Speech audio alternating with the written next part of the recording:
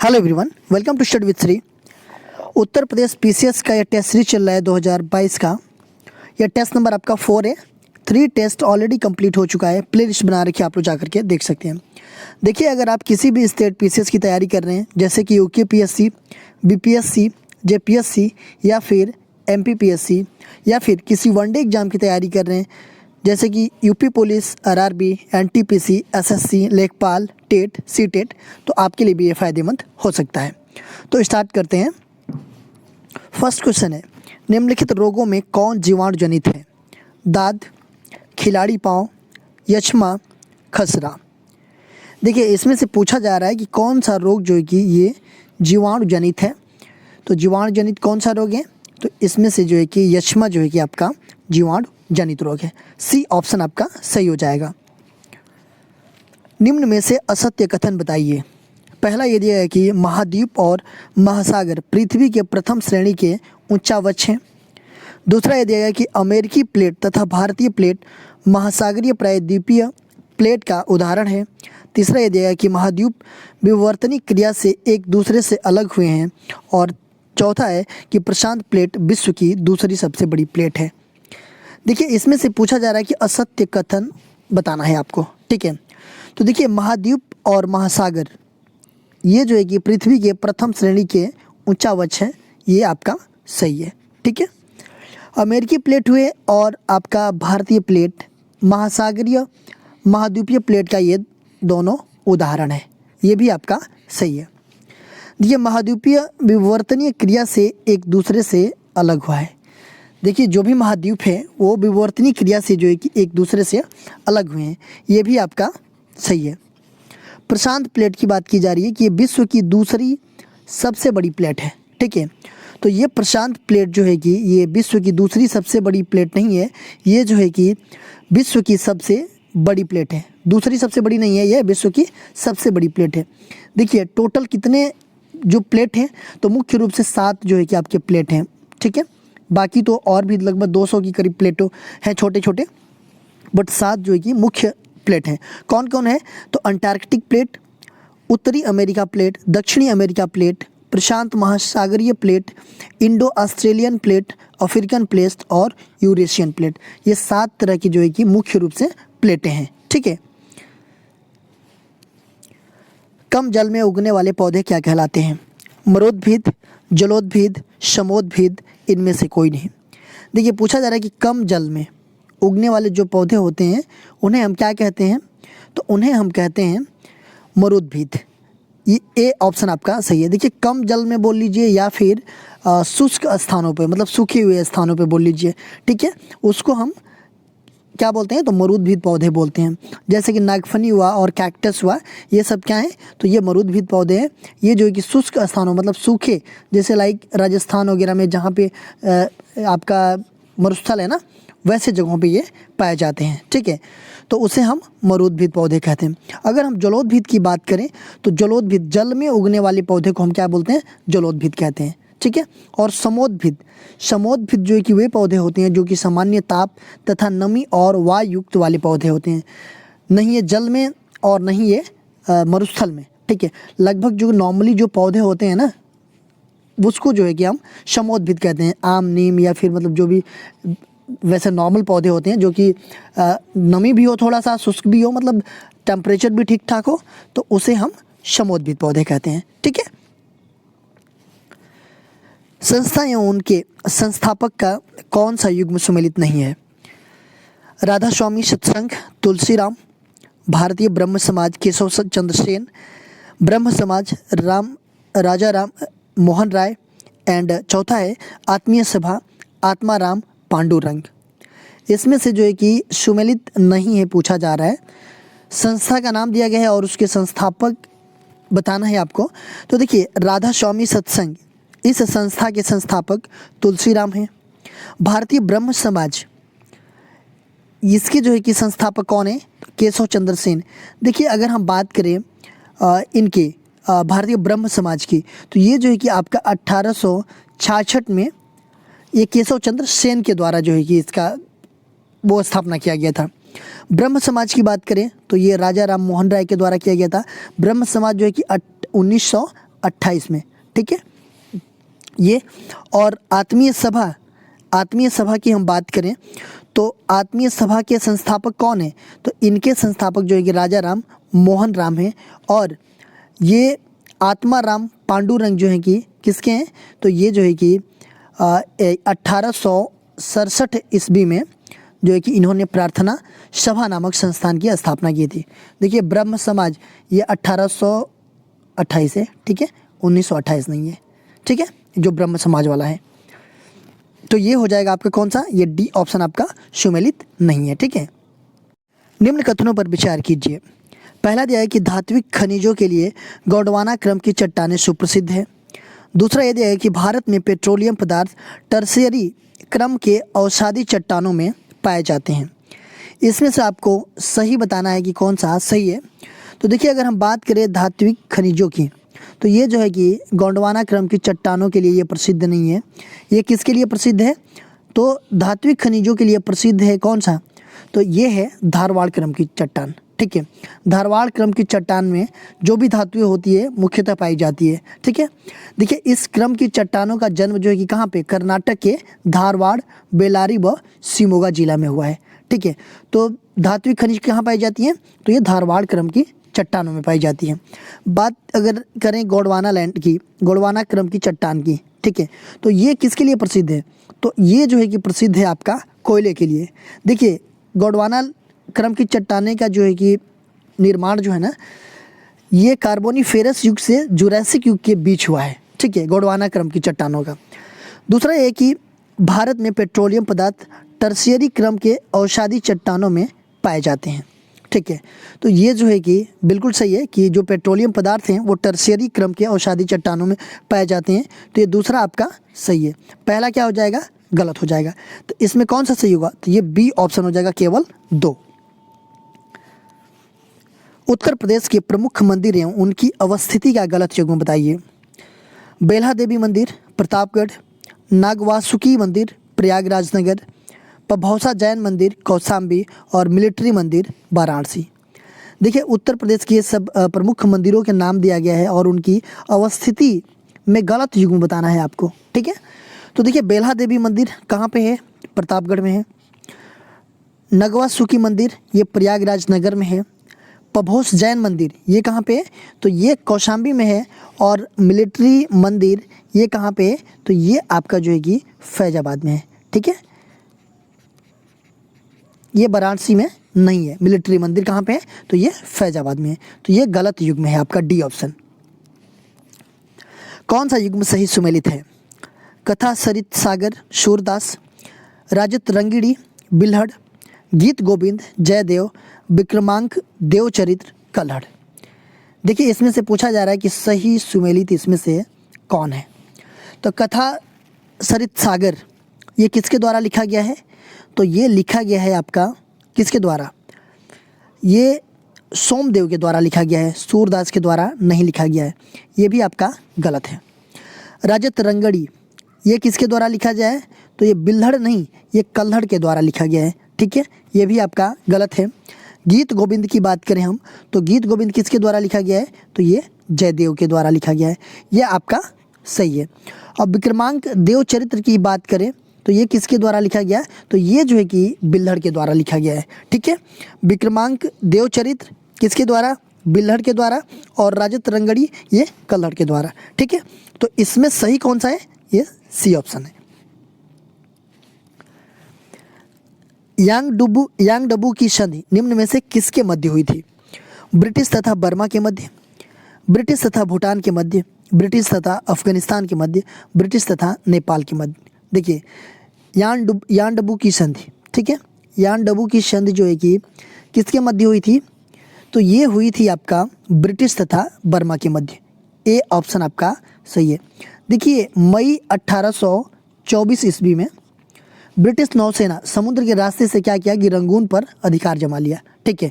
और इसकी राजधानी से 45 किलोमीटर दूर तक पहुंच गए थे ये लोग, ठीक है। तो इस कारण जो है कि 1826 में ये संधि हुई थी, इन मतलब शांति स्थापित करने के लिए ब्रिटिश और बर्मा, जो आज की डेट में क्या है? म्यांमार है, ठीक है। इनके बीच हुई थी यांगडबू की संधि। ए ऑप्शन आपका सही है। निम्न में से कौन सा ज्वालामुखी सक्रिय ज्वालामुखी श्रेणी के अंतर्गत आता है? विसुवियस, चिम्बोराजे, पोपा, मेयोन। पूछा जा रहा है कि कौन सा ज्वालामुखी सक्रिय ज्वालामुखी की श्रेणी के अंतर्गत आता है, इसमें से बताना है आपको। तो देखिए ये आपका मेयोन, ये ज्वालामुखी जो है सक्रिय ज्वालामुखी के अंतर्गत आता है। ये कहाँ की ज्वालामुखी है? तो ये फिलीपींस में है ये, ठीक है, और ये सक्रिय ज्वालामुखी है। देखिए हम बात करें विसुवियस की, तो ये इटली की क्या है? सुसुप्त ज्वालामुखी है, ठीक है। और चिम्बोराजे की बात करें तो ये इक्वाडोर की मृत्यु ज्वालामुखी है, और पोपा ये भी म्यांमार की मृत्यु ज्वालामुखी है। तो आपका ये पूछा जा रहा है सक्रिय ज्वालामुखी, तो सक्रिय ज्वालामुखी कौन सा है? ये डी है, ठीक है। अच्छा, इंडिया में सक्रिय ज्वालामुखी कौन सा है उसका नाम बताइएगा, और कहाँ पे है ये भी बताइएगा आप लोग कमेंट बॉक्स में, ठीक है। सूची फर्स्ट को सूची सेकंड से सुमेलित कीजिए तथा सूचियों के नीचे दिए गए कूट का उपयोग करके सही उत्तर का चयन कीजिए। देखिए कुछ कीट का नाम दिया गया है और इससे संचरित रोग कौन कौन से होते हैं उसके बारे में आपको बताना है। तो देखिए मादा एनोफिलिज, इससे कौन सा रोग होता है? तो मलेरिया ज्वर होता है, ठीक है। मादा एडिज एजिटाई, इससे पीत ज्वर होता है। घरेलू मक्खी ये क्या फैलाती हैं? हैजा फैलाती हैं। और पेडिकुलस, इसके द्वारा जो है कि टाइफाइड होता है। तो ये बिल्कुल सही सही सुमेलित हैं चारों। तो ये ए का 1, बी का 2, सी का 3 एंड डी का 4। तो ये हो जाएगा आपका ए ऑप्शन, 1 2 3 4। निम्न कथनों को पढ़कर कूट के अनुसार सही उत्तर का चयन कीजिए। गोवा को 1987 में पूर्ण राज्य का दर्जा प्राप्त हुआ। दूसरा दिया कि हरियाणा राज्य 1966 ईस्वी में पंजाब से पृथक होकर के भारत का 17वां राज्य बना। इसमें से कौन सा सही है ये पूछा जा रहा है। तो देखिए अगर हम गोवा की बात करें तो गोवा को जो कि पूर्ण राज्य का दर्जा कब मिला? तो ये 1987 को पूर्ण राज्य का दर्जा मिला। लेकिन अगर हम बात करें गोवा की, तो गोवा देखिए, गोवा जो है कि 30 मई 1987 को ये पूर्ण राज्य का दर्जा मिला। लेकिन ये जो है कि 19 दिसंबर 1961 को जो है कि ये पुर्तगालियों से आज़ाद हो गया। मतलब पुर्तगाली जो थे वो जो है कि भारतीय प्रशासन को सौंप दिए, ठीक है। उसके पहले जो है कि ये किसके अधीन था? तो ये पुर्तगालियों के अधीन था, 1961 के पहले, ठीक है। देखिए गोवा हमारे देश का सबसे छोटा राज्य भी है, ठीक है। और इसकी राजधानी कहाँ पे? तो इसकी राजधानी पणजी में है, ठीक है। हरियाणा राज्य 1966 ईस्वी में पंजाब से पृथक होकर के कौन सा 17वां राज्य बना? बिल्कुल सही है कि पंजाब से पृथक होकर के हरियाणा जो है कि 1966 ईस्वी में बना। तो ये भी सही है आपका और ये भी सही है, ठीक है। देखिए आज के डेट में हम देखें तो हमारे देश में कितने स्टेट हैं? तो स्टेट हैं आपके 28 और 8 हैं आपके केंद्र शासित प्रदेश, ठीक है। तो ये दोनों सही हैं, तो 1 और 2 दोनों हो जाएगा सी ऑप्शन। लघु हिमालय श्रेणी के संबंध में निम्न कथनों पर विचार कीजिए। इसका विस्तार प्रधान हिमालय के दक्षिण में है। दूसरा यह दिया है कि लघु हिमालय के अंतर्गत कई छोटी छोटी श्रेणियां आती हैं, जैसे कि पीर पंजाल श्रेणी, धौलाधार श्रेणी इत्यादि। इसमें से कौन से कथन सही है पूछा जा रहा है, किसके रिगार्डिंग बात की जा रही है? तो ये लघु हिमालय के संबंध में बात की जा रही है, ठीक है। देखिए तो इसका विस्तार जो कि प्रधान हिमालय के दक्षिण में है। देखिए अगर हम बात करें सबसे ऊपर से, ठीक है, ऊपर सबसे क्या है? ट्रांस हिमालय है। उसके बाद से आपका इधर आता है बृहद हिमालय, उसके बाद से लघु हिमालय, उसके बाद शिवालिक हिमालय आता है। तो देखिए ये जो है ना बृहद हिमालय, इसी को हम प्रधान हिमालय भी कहते हैं, ठीक है। तो प्रधान हिमालय के दक्षिण में कौन सा है? आपका लघु हिमालय, ठीक है। तो बोला जा रहा है कि लघु हिमालय के अंतर्गत कई छोटी छोटी श्रेणियां आती हैं, जैसे कि पीर पंजाल। यहाँ बोला गया कि इसका विस्तार प्रधान हिमालय के दक्षिण में है, तो दक्षिण साइड यही हुआ। तो ये प्रधान हिमालय के बाद से आपका कौन सा हो गया? लघु हिमालय हो गया। लघु हिमालय या मध्य हिमालय, इसके बाद से होता है ये शिवालिक, तो ये इसके दक्षिण में है, ठीक है। और लघु हिमालय के अंतर्गत ही कई छोटी छोटी श्रेणियाँ, जैसे कि पीर पंजाल हुआ और धौलाधार श्रेणी, ये दोनों जो है कि ये और कई सारी श्रेणियाँ हैं, ये इसके अंतर्गत आती है लघु हिमालय के। तो ये दोनों आपका सही है, ठीक है।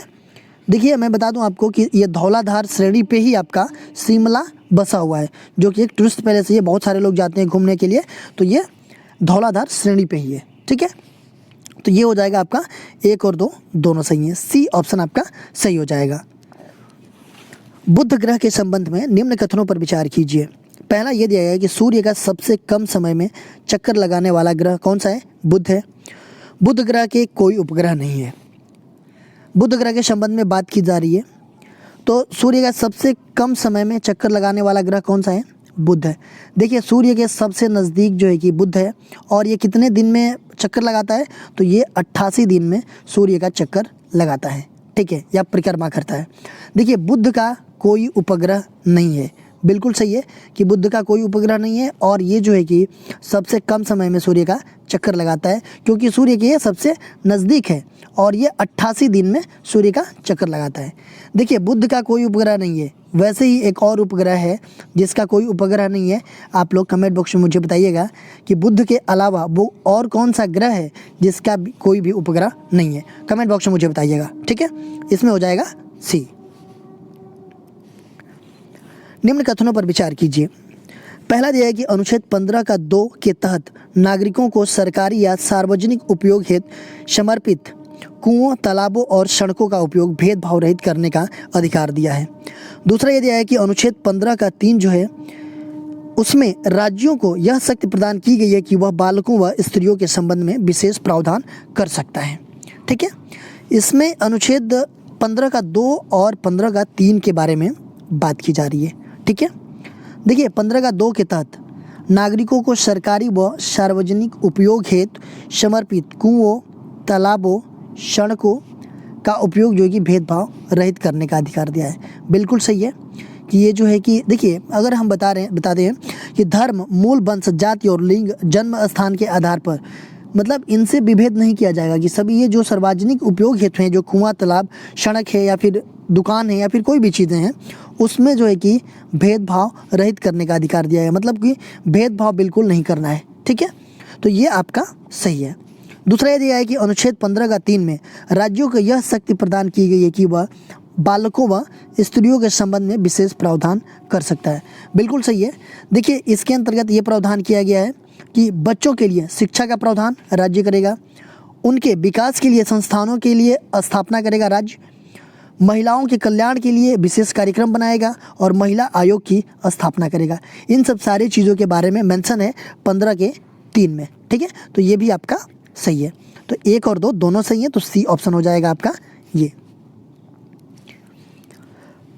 त्रिवार्थ के जलवायु वर्गीकरण के संबंध में निम्नलिखित कथनों को पढ़कर कूट के अनुसार सही उत्तर का चयन कीजिए।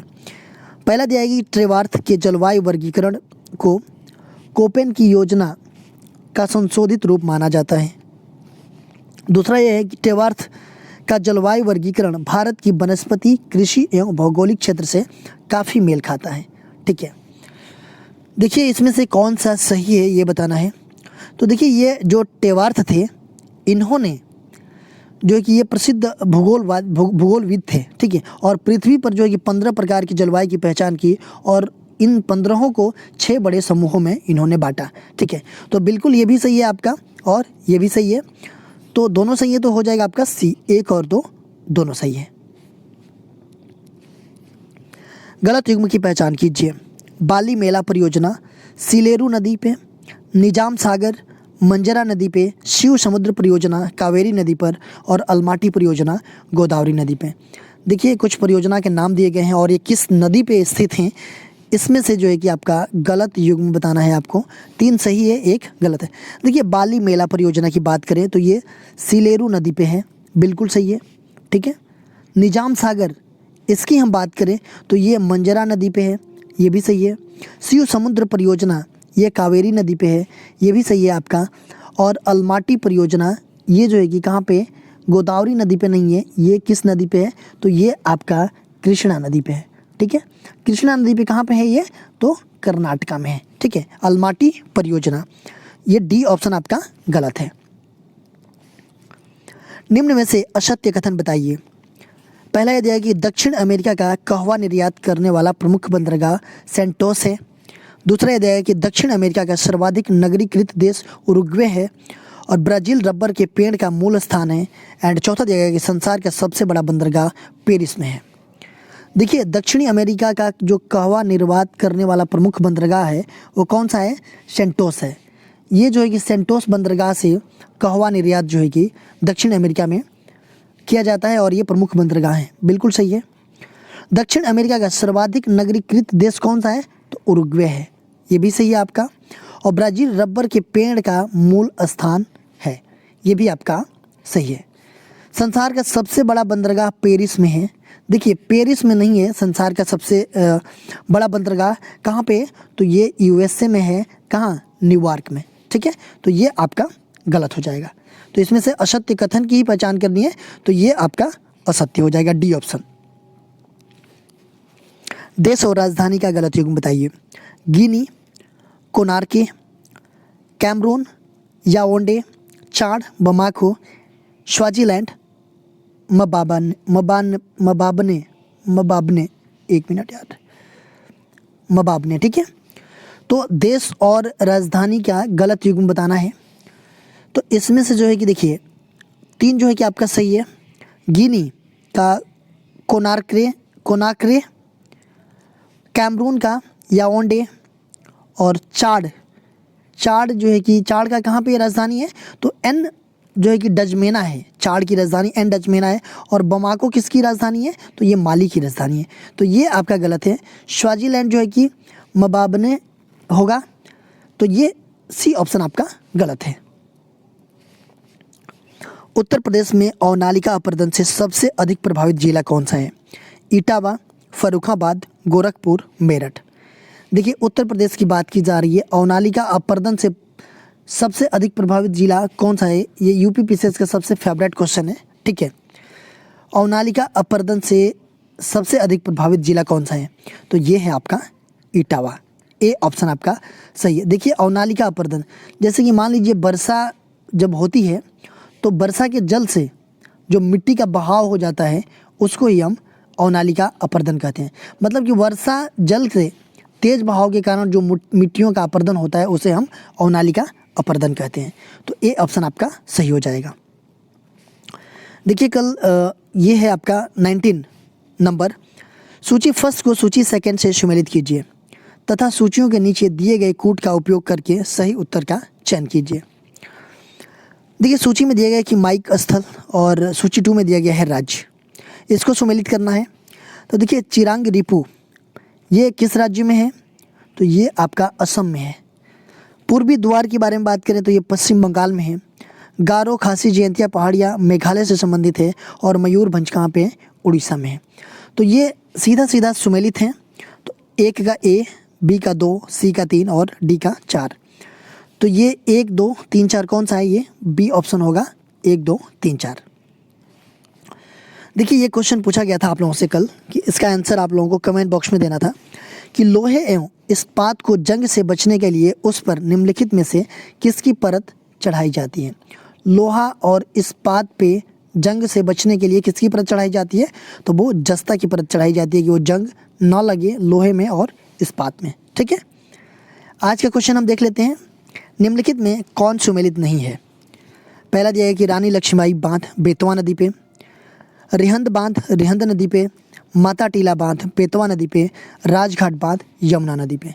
देखिए कुछ बांध के नाम दिए गए हैं, उस नदियों के नाम दिए गए हैं कि वो बांध जो कि किस नदी पे है। तो इसमें से सुमेलित नहीं है। 3 जो है कि इसमें सही होगा, 1 जो है कि गलत होगा। तो आप लोग कमेंट बॉक्स में मुझे बताइएगा कि कौन सा ये सुमेलित नहीं है, कौन सा गलत है। ठीक है, देखिए अगर आप हमें इंस्टाग्राम पे भी फॉलो करना चाहते हैं तो यहाँ भी कर सकते हैं।